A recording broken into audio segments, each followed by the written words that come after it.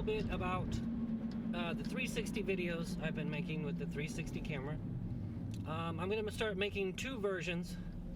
I can use the same video to make two different versions. I'll make a 360 version and a two-dimensional version, a normal version.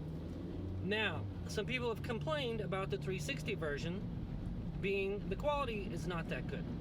Here's the deal. The quality actually is really good. It's 4K quality. The problem is if you don't have a really fast internet, it can't download that 4K quality fast enough. So if you're not seeing 4K in the bottom of a 360 video and it's smooth without interruptions, then you're getting less than good, which I agree with you. That anything less than 4K in a 360 video isn't really worth watching. Wow, check out the fire over there. Looks like they're doing some controlled burning.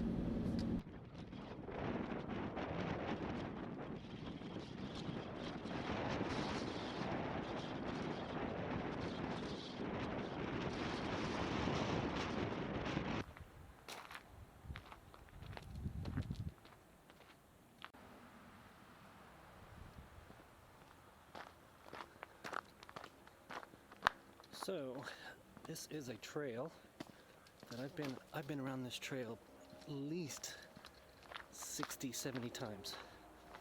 There's two loops. One's a 5-mile loop. One is almost a 9-mile loop. I have to be in really good shape to do the 9-mile loop, but there was a time where I would pretty much almost every day run the whole loop. But right now I don't have that much. I'm not in shape for that. Anyway, I know this trail pretty well. It gets pretty thick and crazy. And this is a conservation area in Missouri, pretty much. So, what we'll be able to do is, at some point, there's some bluffs out there. Hopefully I can get to the bluffs, kind of far away. Get to the bluffs, go along the edge where there's no people, come along the trail, and I don't have to answer questions about what I'm doing. And I'm going to set up the YouKits. H1B1. What a terrible name. H1B1. Okay, so I've got about a mile hike, and it looks like it's paved, but it's not. It gets a lot crazier up there. In the summer, you can't see past the edges, but right now you can see deep into the forest. I've gotten caught halfway through this trail a couple times in the middle of the dark. So dark. You know, like I said, it's a 9-mile loop if you take the extra loop. So dark you couldn't see the trail. It's a little creepy to be out here and by yourself in the dark. I've also gotten caught out here in the rain before, but it felt kind of cool. You know, I was running and it was raining and pouring and my hat was all hanging off of me. I felt like I was in the movie Predator, you know. Except there wasn't a predator, well, thank God.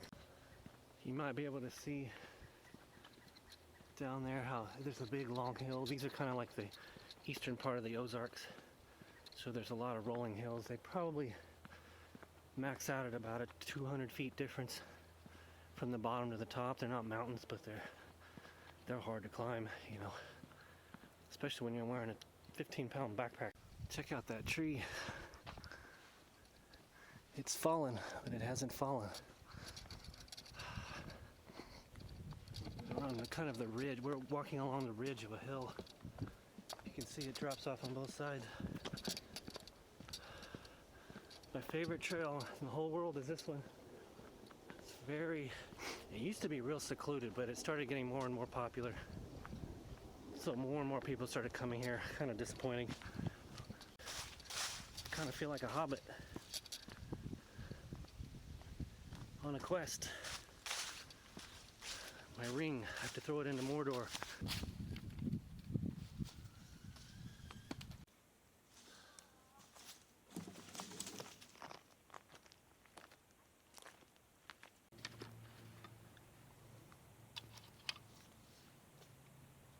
You have got to be kidding me.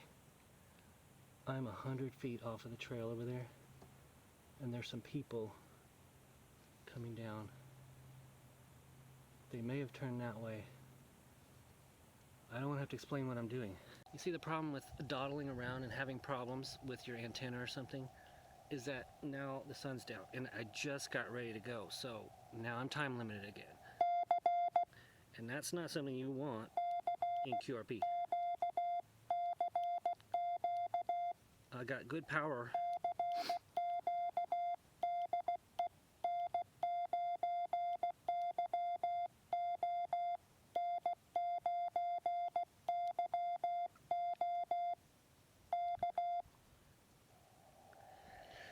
Looks like we're walking home in the dark, boys. I should use this as a table. I forgot to bring a pen and pad, so having a long QSO isn't going to happen. I'm going to have to type it in my phone. I don't hear any activity. Note to self, bring a mat to sit on. Towel's not good enough.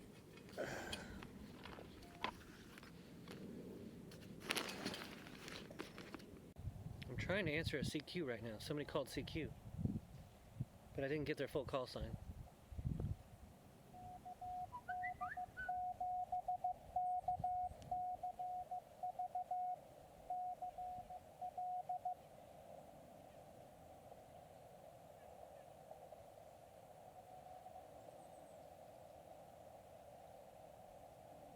I missed a call sign again.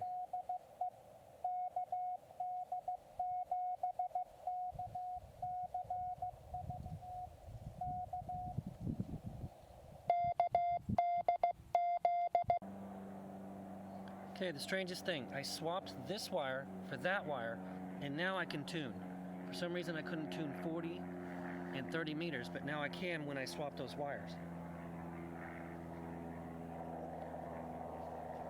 Right, so what I did was I reconfigured, last chance, reconfigured my antenna, and I put it that way and up higher. As I mentioned before, I ripped the bag at the bottom of it and all the weight fell out. So I had to tie a rock to the end of it. You gotta make do, don't you, in the field.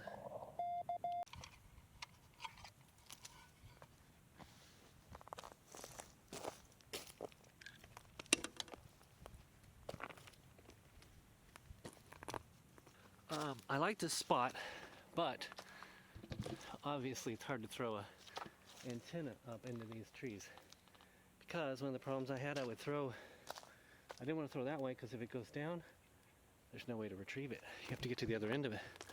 If you go that way, you just hit stuff all the time. So there's lots of trees to throw into, but there's too many trees to throw into. Very challenging environment.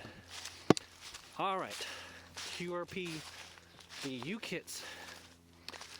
I think because I had to have that big old antenna tuner, I think that diminishes the output by a lot. So I think the YouKits without a good antenna tuner, which is kind of always the catch-22, is that what you say about the YouKits that I don't like?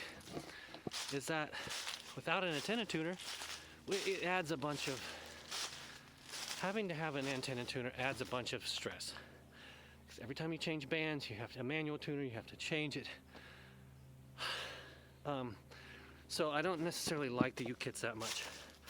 And I know there's alternatives. I know there's antennas that are cut for the right length, and I could do that, and there's probably better antenna tuners. Whoa. There are, but I don't have them right now, so.